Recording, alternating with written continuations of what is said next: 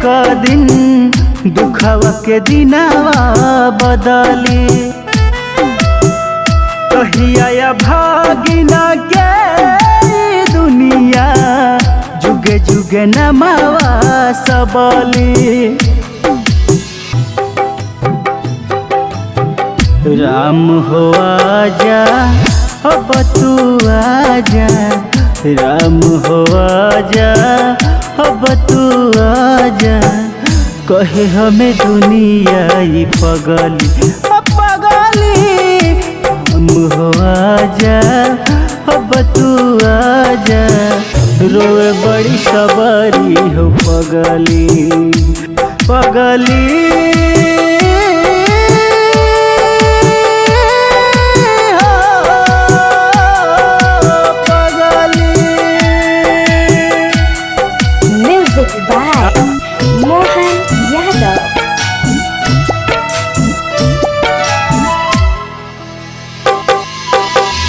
मन के दर्दिया बूझा हमारा, पूछाया के अखिया से तू लो। बरसों बीतला कहियो तया के, घर हमारा है झोपड़ी में गोड़। आस न टूटल कहियो मिले के, आस न टूटल कहियो मिले के, बने बने रोजो हम धंगली धंगली। राम हो आजा अब तू आजा, कहे हमें दुनिया ही पगली।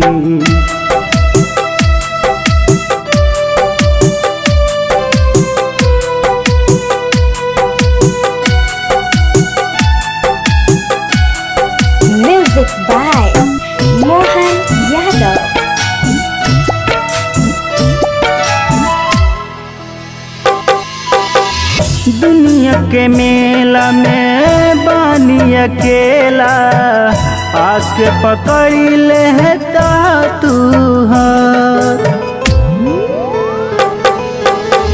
हमरो के राखी लिहता अपने, प्रभु जी हो चरनिया के पास।